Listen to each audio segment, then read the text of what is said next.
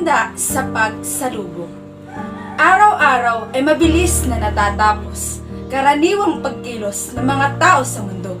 Kumakain at umiinom, bumibili at nagtitinda, gumagawa maghapon at sa gabi ay nagpapahinga. Taon-taon na paglalakbay natin dito sa daigdig, puno ng pangamba at mga ligalig.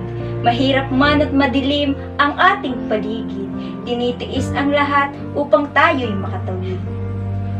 Buwan-buwan ay may dumarating na kalamidad, malakas na paglindol sa iba't ibang dako, may namamatay sa gutom at nakasisindak na sakit. Nakikita din ang mga nakatatakot na bagay sa himpapawid.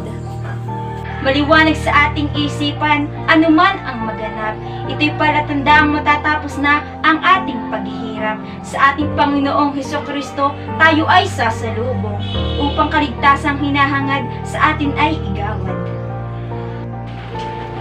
Tayong mga lingkod sa huling gawain ng Diyos, lubos na pong maghahanda sa pagsalubong sa Panginoon. Buong katapangan na gawin natin ang tama, mamumuhay ng matuwid at magpapasakop sa pamamahala. Padaraanin talaga tayo sa pagsubok, kaya't sikaping huwag malugmok. Sa halip ay iluhod mo ang iyong mga tuhod, sarili ay ilapat sa tapat na pagsunod. Huwag manlupaypay, may pangakong buhay, kaya't sikaping makakapagtagumpay.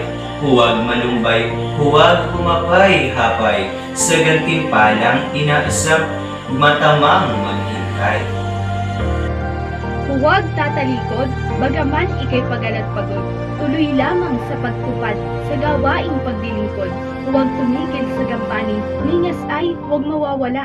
Ilagak ang tiwala sa kanyang banal na magagawa. Huwag kang maduduwag sa pagsubok, matibay na manghawak, sa paglingap niya'y malabay at pangunawang malawak. Huwag kang uurong kapatid ko, huwag kang susuko, sa nalalapit na gantimpala, ang iyong paningin, doon mo ipako. Dadalisayin tayo para maging dapat sa kaligtasan, kaya't ang kahalalan ay mahigpit na panghawakan, upang ang pangakong buhay ating makamtan.